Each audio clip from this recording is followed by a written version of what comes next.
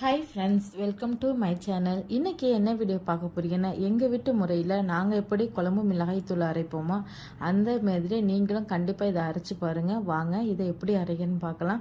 இந்த மிளகாய் தூள் வந்து நான்வெஜ்ஜு வெஜ்ஜுக்கெல்லாம் ரொம்ப டேஸ்ட்டாக இருக்குங்க. எல்லா குழம்புக்கும் ஒரே மிளகாய் தூள் தான் நாங்கள் யூஸ் பண்ணுவோம்.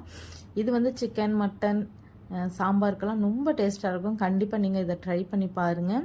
இந்த வந்து மிளகாய்த்தூள் வந்து 6 மந்த் ஆனாலும் கெட்டே போகாது. அந்த அளவுக்கு நம்ம வந்து காய வச்சு அதை வந்து நம்ம ஸ்டோர் பண்ணி வச்சுக்கலாங்க. ரொம்ப டேஸ்ட்டாக இருக்கும் குழம்பு. நம்ம வீட்டிலேயே எப்படி அரைச்சி யூஸ் பண்ணலான்னு வாங்க பார்க்கலாம். இந்த மிளகாய்த்தூள்லாம் கடையிலலாம் வாங்கினா அந்த அளவுக்கு டேஸ்ட்டாக இருக்காதுங்க. இந்த மாதிரி நம்ம வீட்டிலேயே மிளகாய்த்தூள் அரைச்சி வச்சுருக்கிறப்போ குழம்பும் ரொம்ப டேஸ்ட்டாக இருக்கும். கண்டிப்பாக இதை நீங்கள் இதை ட்ரை பண்ணி பாருங்கள்.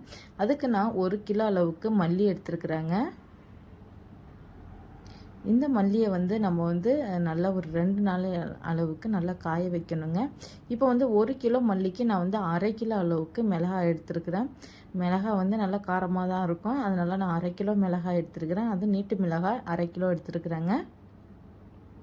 இப்போ வந்து நம்ம அந்த மல்லியிலேயே நம்மளுக்கு என்னென்ன மசாலா பொருள் தேவையோ அதை சேர்த்துக்கலாங்க.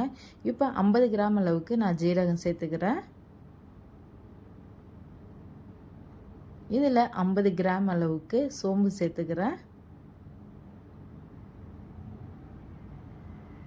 இதில் 50 கிராம் அளவுக்கு கடலை பருப்பு சேர்த்துருக்கிறேன்.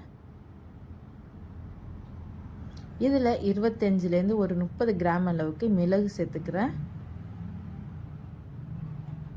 நல்லா காரமாக இருக்குங்க இந்த குழம்பு மிளகாய்த்தூள். இதில் வந்து ஒரு 3 ஸ்பூன் அளவுக்கு வெந்தயம் சேர்த்துக்கிறேன். இதில் 50 கிராம் அளவுக்கு விரலி மஞ்சள் சேர்த்துக்கிறேன். இதெல்லாம் ஒரு 2 நாள் அளவுக்கு இந்த மசாலையெல்லாம் நல்லா கலந்து விட்டு காய வச்சுக்கலாங்க. இப்போ வந்து ஒரு பிடி அளவுக்கு கருவேப்பிலை எடுத்து நல்லா கழுவிட்டு இதையுமே நம்ம வந்து வெயிலில் காய வச்சுக்க போகிறோம். இப்போ மசாலாலாம் கொட்டியாச்சுங்க. இதை வந்து ஒரு 2 நாளைக்கு நம்ம வந்து வெயிலில் காய வச்சுக்கலாங்க. இந்த மசாலா வந்து ஒரு 6 மந்த் ஆனாலும் இது கெட்டே போகாது. எனக்கு இந்த மிளகாய்த்தூள் வந்து எப்படியும் ஒரு 3 மந்த்துக்காச்சும் எனக்கு யூஸ் ஆகும். பாருங்கள், வெயிலில் எப்படியும் ஒரு 2 நாளைக்கு இந்த மிளகாய் மல்லியெல்லாம் காய வைக்க போகிறேன். நீங்கள் கருவேப்பிலையும் காய வச்சு போடுங்க. மிளகாய்த்தூள் வந்து இன்னுமே நல்லா வாசனையாக இருக்கும். பாருங்கள், மிளகாய் வந்து நான் வந்து மிஷினில் கொடுத்து அரைக்க போகிறேங்க மிளகாய்த்தூள். இப்போ வந்து மிளகாய் வந்து எந்த அளவுக்கு காஞ்சிருக்கு பாருங்கள். உடைச்சா இந்தமாரி உடையணுங்க. இப்போ தான் மிளகாய் வந்து நல்லா காஞ்சிருக்குன்னு அர்த்தம். மசாலாவும் சீக்கிரம் கெட்டு போகாது. 6 மந்த் ஆனாலும் நம்ம வச்சு யூஸ் பண்ணலாங்க இந்த மிளகாய்த்தூளை. இப்போ வந்து மிஷின்லேருந்து அரைச்சிட்டு வந்தாச்சுங்க.